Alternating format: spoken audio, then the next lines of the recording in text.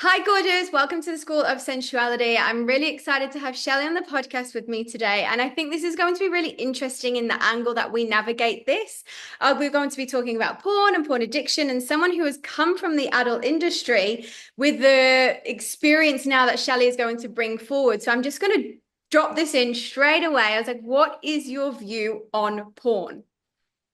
It's an interesting question because my view on porn has probably fluctuated over the years. So I would say now my view on porn is that porn is more unhelpful than helpful in the long term, from what I've seen anyway, of the people that I've seen that use porn and where it can lead people to. And Yeah. how can you expand on the not as helpful now? How, can you go into that in a little bit more? Yeah. So I guess from just your average kind of user, maybe porn seems to be just the thing that everyone does, that it might be, might be helpful as in like you don't have a sexual partner, so it might be helpful in that way, or it might be helpful to act out particular fantasies, and it might not be that problematic. But my background is in forensic psychology, so I'm a psychologist, and I spent 10 years working in Queensland Corrective Services in Australia. So, uh, and what I've seen is that porn use can be very, very addictive. And it can also be something that people use to cope. And then it can lead to other things and other behaviors, which can actually get people in a lot of trouble. So, from that perspective, I find it quite unhelpful. And then also there's the other side as well. So I used to work in domestic violence. So I used to facilitate the men's domestic violence program and did that for many years.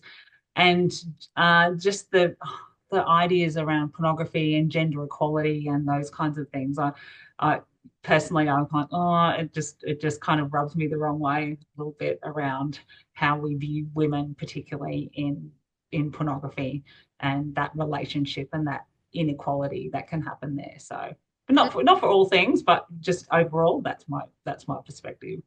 Thank you. Thank you so much for sharing your perspective. And I really love it because there are so many different angles that we can look at within this. Mm, As someone who was in the adult industry and making porn content, obviously, like before I was a creator, I never even watched porn. Like even now, it's very, yeah, very rare. And I was in the swingers lifestyle, and it was kind of like that's how I fell into making more adult styled videos.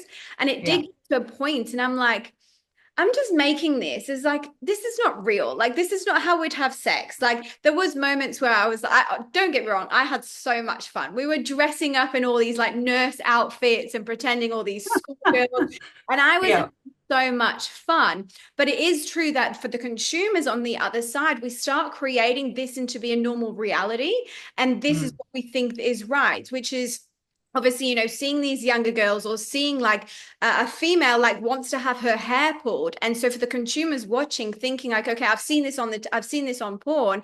This is what all women want. And that's where it comes in. mm, You're speaking about like the degrading of it. When I will hand on my heart, I did say I did also make a lot of ethical videos, and the yeah, reality, like I had a lot of stop starts in there of like, okay, look, he's not hard at the moment, and we've got to wait 10 minutes for him to get hard, and this is real and this happens. Or okay, she's yeah. wet just yet. And so I really pride myself in having shown that in the videos and the content that I did make to show like the reality of what is possible. It's not just that 10-minute video that we're watching. Within 3 minutes she is going to hit her orgasm. Like a woman's body takes so much more time to warm up than what we see Yeah. on the TV.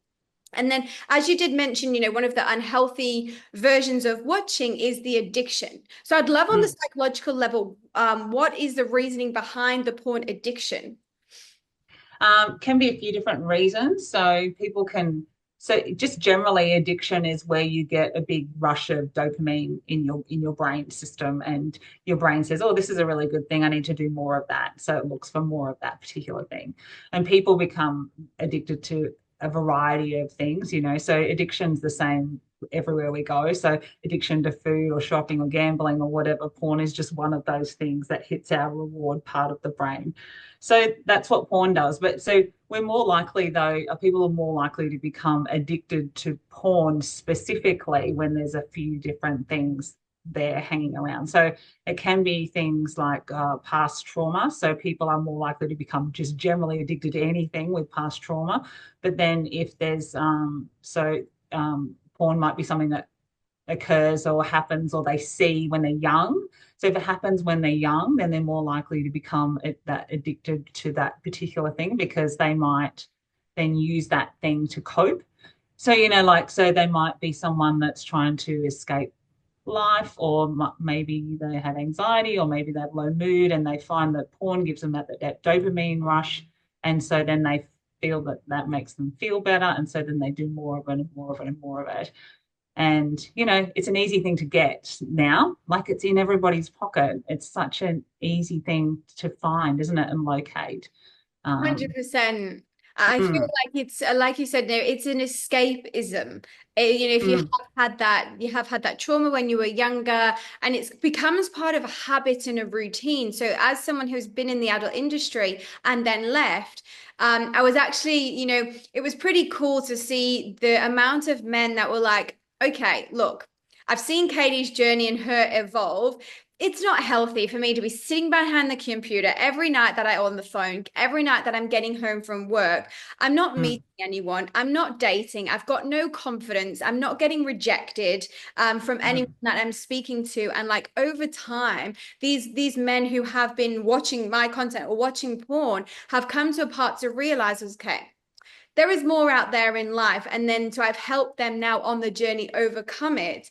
Some potentially had the trauma, but I think from the people that I've worked with, it was mainly just like a awareness into the habits that we start doing mm. because it's just so Yeah. easy. Yeah, you can just fall into something, right? There doesn't have to be trauma there. You can just fall into, oh, look, this, oh, maybe I'm not in a relationship right now, so that'll be something that I do. And porn's just such a like a normal part of life at the moment, isn't it? Mm, When I say to guys, like, so we would have someone that's maybe become addicted to porn and then got themselves in trouble by so for example I had one guy and he was so addicted to porn that he was using it everywhere on his phone, and then so he's trying to get away from his girlfriend seeing him like looking at porn because she didn't like it, and then so he's in his car masturbating to his phone, and then so someone catches him, and so then he gets charged with exposing himself in a public like location or whatever. And so, so then he's got this sexual offending criminal history, right? And but he's still got an addiction to porn. So we try and work out like what's actually going on there for that particular person. So yeah, so it can lead to lots of different things, which can be not great for people. mm.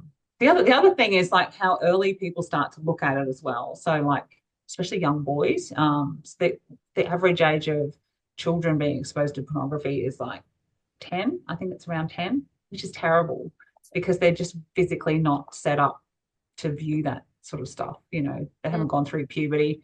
So, so if there was some sort of structure around it, it'd probably be a bit better. I don't know Yeah. if we'll ever get structure around No, no, pornography, I know. But but I do. like that, how do you stop people from see like kids, from being harmed with that stuff? Yeah, Um, it's just what it is in this day and life. And I yeah, really like the example that you gave where the man couldn't watch porn at home, so he's doing it in his car. mm, And mm, obviously now he's got a sexual offending or is on the list. I yeah, have so much of having being in the space, being in the sex industry, and also being a sexologist. I have so much understanding for why these things happen. And like mm, yourself, instead of just shaming someone for that happening, it's getting to the root cause. So if he's not mm, feeling comfortable in his house watching porn, if his girlfriend is there or his girlfriend around, why is this? And then I'd mm, love to follow on this angle now, as the School of Sensuality is mainly for women listeners. So I presume there's women yeah, listening out there wondering, okay, my partner always wants to watch porn, but how do I navigate this? What would you say yeah. for a woman Mm. who is her partner? She knows that her partner is hiding. How would you support on navigating that dynamic?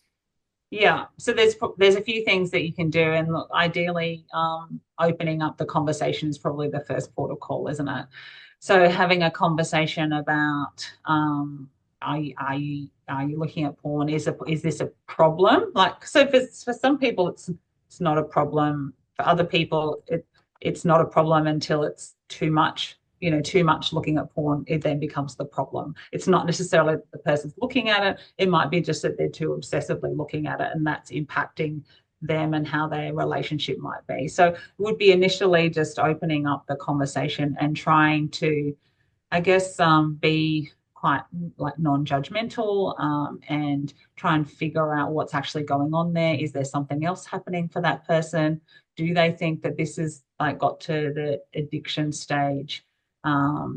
So starting that conversation and making sure that you're, like just active listening and making sure that you're not talking over the person and making them feel more guilt and shame than they need to. Because if someone's talking to you about it, that's the best thing that you can do. Then thinking about, well, what's normal for us, like what's okay for us. So what's okay for one couple might be different for another couple. You might also have what's okay for me as the woman in the relationship might be different for what's okay for the guy, or vice versa. So you've just got to figure out and maybe come up with ideally a solution that you can both kind of live with, where you both think, oh, this is okay. It might be that you watch porn together. It might not be that. The guy might say, look, this is a huge issue for me. I can't get to sleep without it. It's a big problem. I'm seeing that it's a problem. I need some help with it. So then it might be seeking some professional guidance and maybe going to someone to help you kind of navigate the situation. So help you discuss it. Mm. Someone, yeah, that might be good. You just don't know what's going to happen or open up until you start to have the conversation.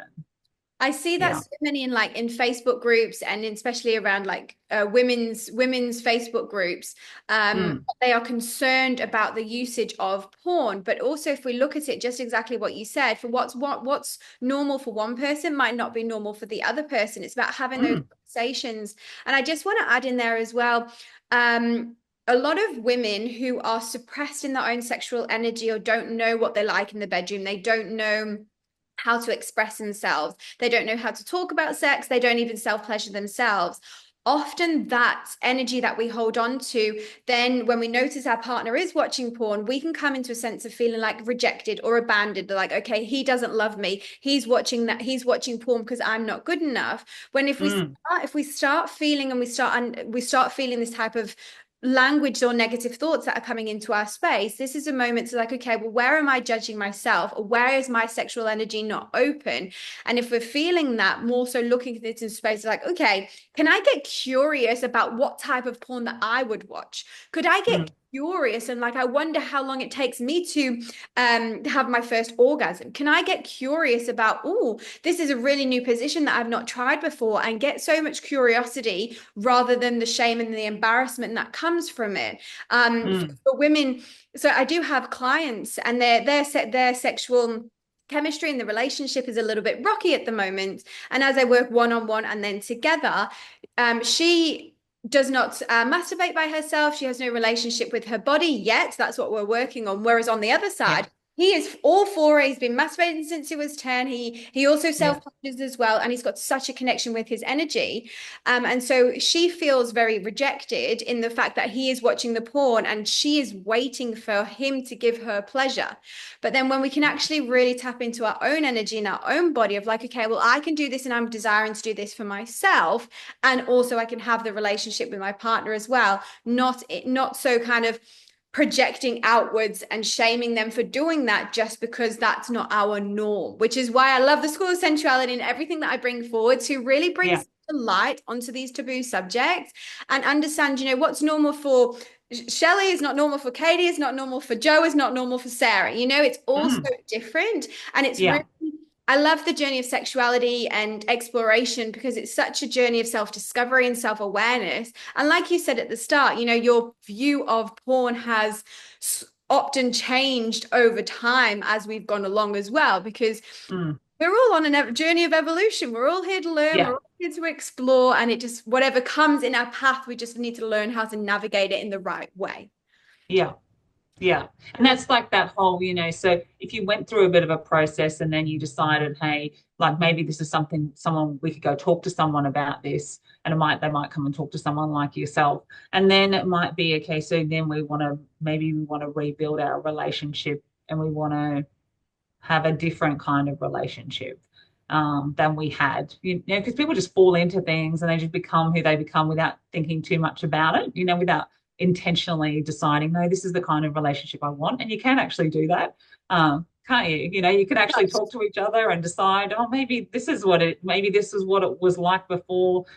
We don't want that anymore. We want it to be a bit more like this. So porn can often just be like a symptom of something, excessive addiction to anything can often be a symptom of sort of some dysfunction that's going on in a person or in a relationship as well. So, Mm. um, ideally, if things are going well in your relationship, then excessive anything is not necessarily needed outside of the relationship potentially. But everyone's different, like you said. So who knows? And it is like what you said there is like if we are searching outside of the relationship, whether that be in porn or food or cheating, it's generally because something within ourselves or something within the Mm, relationship is our needs are not being met, or mm, we don't have our love cup is not full. And it's just so natural and normal for people to turn outside of the relationship rather than looking at self, because there's no education around this. It's not like, okay, this is a normal thing to do no. in relationship, I'll go and cheat. But there is so many other ways and steps that we can take to actually get to that point as well. Yeah. And yeah. And Yep. that's the easy way. Like the easy way is to just look for a quick fix, isn't it? And if we just look on our phones, there's a quick fix right there, potentially, Mm, a way to distract us from ourselves, and that's what we're completely. sort of doing with And all of like you that said, it's addictive just there in behavior. the pocket. Yeah. I do have one of my goals later in life, I think when I do come to have children, is I would love, as a sex educator, I would love to go into schools and Yeah. do sex education for children as a sexologist, but also as someone who's been in the adult industry. And just, because what these younger children, 16, 18-year-olds, even younger these days, what they're seeing is what such a young age creating this pattern and these beliefs around what they think sex is. And so I would love to Mm. just come in to be like, do you know all this is staged right now? Between this Yeah. bit here, they took a 10-minute pause. Between this bit here, someone's phone rang. Between this spot here, he was never even hard. And just having more of this reality within what they're watching, which is opening their minds, and they'll be like, Mm. oh, okay, this is different. And also for the woman to understand, like, yeah, okay, I don't have to get off in 3 minutes, or I'm not just here for his pleasure. I can actually enjoy It's not a race.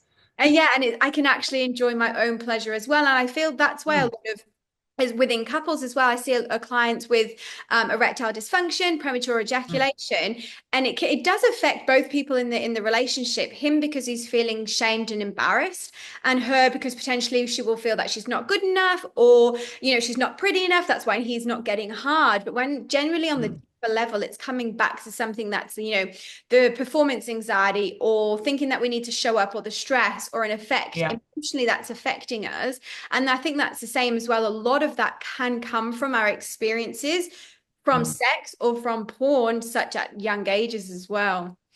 Yeah. Have you heard of like death grip syndrome? Definitely, With I'm maybe not the terminology, but I'm imagining Yeah. You have that. an idea about what that might be? Yeah. Yeah. So if someone say hasn't been in a relationship for a period of time, right? Or just say you've got a young guy and he hasn't had actual sexual relationship with someone, and all of his sexual experience is via pornography, and then he's got this death grip syndrome, as you can imagine, is like masturbating with a death grip. And then he tries to ejaculate by having like a relation with a woman or man, whoever, but it's a whole different feel, right? So it's a whole different feel is one thing. So that potentially the penis has become desensitized is something that can happen. But also that it's very quick with porn. Like, it's like you're saying, it's a very quick thing, right? Whereas in a relationship, it's usually not like that. Well, ideally, probably should be. for the most part. So yeah, it's actually really interesting. So they kind of trained their body to just do sex like this, That's and it's not actually really helpful. So you can imagine when they first have, I don't know, like a young guy, and he's just, he's met someone for the first time, and this is his sort of sole experience of sex, and then he tries to kind of replicate that over here. It's not really going to work out. I've been there. I've been there. It I was feel bad for them. Like it's just terrible. Like I yeah. don't know. Yeah. It was very ironic the dynamic that I had, but I'd not long been out of the adult industry, and I'd cleansed my body and I was celibate, not interacting, really just wanted to just be myself. And then I happened to interact with a guy, but obviously, I needed this little lesson. And it was just so happens that this guy was overcoming porn addiction and from dating escorts. And so he was the type of guy that would literally like walk into the bedroom, drop his pants down, be hard and expect to stick it in. And I'm like, huh? We need to take a couple of steps back here because I'm so Yeah. in tune with my body and I know what turns me on. I know how to be warmed up. I'm just not here to just open my legs and just to stick it in. I need to be warmed up. I need to be feeling that arousal. And he was just completely mortified and like, what is going on right now? Because he was so used to just sticking it in and just going on with it. And I was like, this is Yeah. fascinating. And so Yeah. it was really, really beautiful for him to have the experience of like, with someone who's done a lot of tantra and also been in the sex industry and being a sexologist, for him to have an experience where it was just so slow. And he was like, I've never had someone just slowly stroke me like that before. I've never cried during intimacy, which he did Yeah. because the moment was just so relaxed. There wasn't that extra the dopamine that was needing to rise or him needing to get off or him needing just having this hour or 30 minutes to actually finish. And I was like, there's a whole new pathway to this. And it was a beautiful experience to have. But I'm like, I do this in my professional life. It's not really something I want to be doing in my personal life as well. Yeah. But That's right. Yeah. I was glad that he had the experience. Now, now is when he's going to go and interact with other women. He was like, okay, I know her body needs to be warmed up first, but I guess Yeah. why I openly share the stories and experiences that I've had to kind of normalize this subject and normalize Mm. what's possible. Because obviously, what we see, what we watch on porn is exactly what he's been watching. I'm like, no, my body needs a bit more now. Yeah. Yeah. And look, potentially as well, no one's a people just don't talk about it. So no one ever says, nah, that's not, they just don't come back. Maybe, like, or yeah. It was such an experience. But I would love to add in here as someone obviously being in the industry and working in this space with couples on the healthy approach to use porn, I often Yeah. suggest for a couple who are wanting to experience a threesome for the first time. Because Yeah. like instead of just going straight into a swingers party and your nervous system being completely dysregulated, you're not being ready for this, I would suggest a couple to start watching threesome porn, whether that's with a female or a male, just to start awakening them up and noticing what it feels like for three people to be interacting together. And Yeah. I do this through porn because they can see what's possible. And they can also like see the range of positions, how people are interacting, and just noticing like, okay, this is possible. It's just probably the steps that we need to take. Because especially for a woman who's only just waking up in her sexual energy, having her sexual awakening, if she is going straight into this experience with a threesome, there's a chance that if she's never really been open to it before, that it could do more harm than it can do good for her first experience. So in the healthy approach to use porn, this is one example that I would say for couples if they're wanting to have a Yeah. them to use this in a healthy way. And potentially also, if people are looking for a bit of variety or something to spice up the relationship, or maybe like a conversation starter, and like whether they're doing role play or new positions, you also can use porn in a healthy way for that. Yeah. Obviously, done in a healthy way, which comes back to kind of what you were saying earlier is watching porn together. And I remember like the first time my partner got me to do this, I felt so like awkward and embarrassed. I'm like, I'm watching people have sex. Like, what am Yeah. I doing? Like, and that was just simply because I had no concept of my own sexuality, no concept of my own body. But now like sex is part of the human experience. We're all created through this. And as long as you can use it and do it in a healthy way, then everyone's happy. Yeah. Yeah, that's right. And it's all about that. I think at the Mhm. end of the day, it's all about just everybody not being transparent about what's happening and everybody being okay and just making sure that everyone's all right. Like Yes. everything in some kind of moderation is fine, isn't it? It's just when you take things to the extreme and no one and people aren't all right with that becomes a problem. Yeah. Definitely. And I feel like that's the experience that you've had within your work as well. Yeah. So I'm kind of like curious. I know you shared if you're open to sharing kind of what other clients or what else do you do in this realm with the people that you work with? Because I come from a space of igniting more pleasure into the relationships, and building Yeah. the intimacy in the relationships. And obviously you're in a kind of a different space, but there's a lot of women out there who are maybe struggling with the partner's porn addiction, or struggling with an intimacy in the bedroom, or struggling from, DV. How do you Mm. navigate and work with this with your clients? A lot of it's about coming down to them having a good life.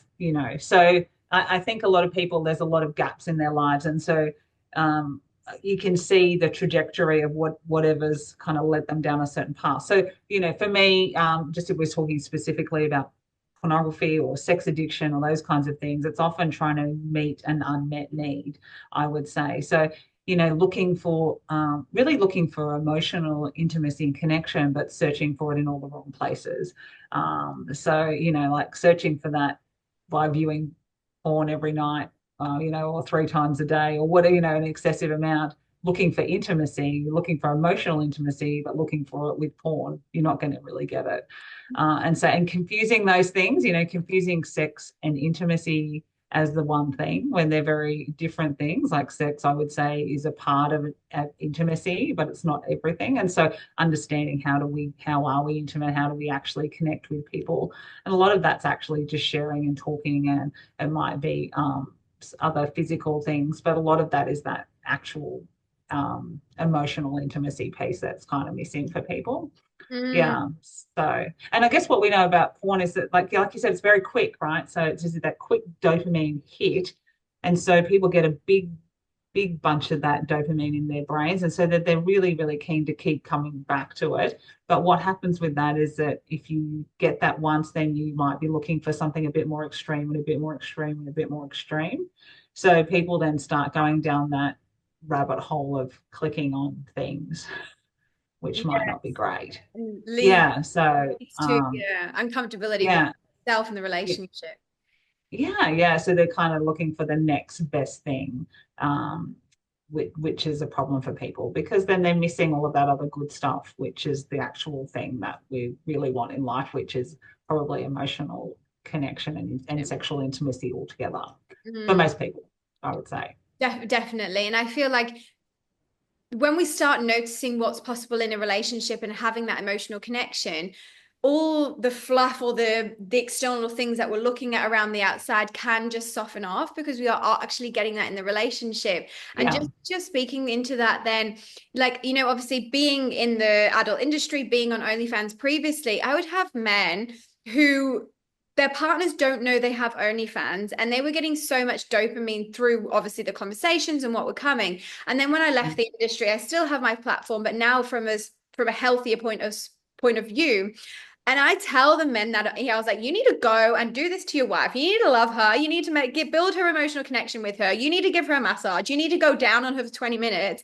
And he's like, Mm. I can't do that. I don't know how to interact with her, and I don't know how to talk about sex. And I'm like, Mm. oh my goodness, you need to Yeah. building this, because your wife and your partner is going to feel so much more loved and so much more happier when you're having that more emotional connection in the relationship. So I mean, even coming out of the adult industry, I'm proud of myself for having, helped other people on the path in shifting that round and helping other wives get what they're Yeah. thinking in the bedroom so much more, because kind of just teaching the men something that they maybe didn't know. Yeah. Yeah. Well, yeah, I think most people like struggle to talk about sex. It's not something that, yeah, I know when I would, so we do a group program, right? And so when you talk to these guys or like just any men really, and you say, so who had like the talk, right? Like when they were growing up, who had the talk, and like most of them are like nobody told me anything ever. I learned what I learned from like Playboy magazine or or this or whatever it was that they learned their stuff from, or talking to their friends. And like you said, that's where they've learned how what a sexual relationship looks like. But we all know that's not what it really looks like. So then they become disappointed as well. Like, oh, Yeah. I don't know, it's not realistic, like you said, all of those things. So Mm. it's great if you can have a platform where you can get people to actually talk a bit more about this stuff. It might, yeah, might That's might yeah. might mean that there's less people that are coming to see me. Yeah. And You know, I think, like, and it's not easy to talk about such a taboo subject in the world, but I mean, I've got no shame, I've got no judgment. I'm here to really open and share my story and help others on their path as well. And that's yeah, exactly why I created the School of Sensuality. And within this topic of porn and sex, I feel that it starts way before that. It starts with our own individual body and the yeah, relationship that we have to ourselves, to our own sex, and how we feel within ourselves.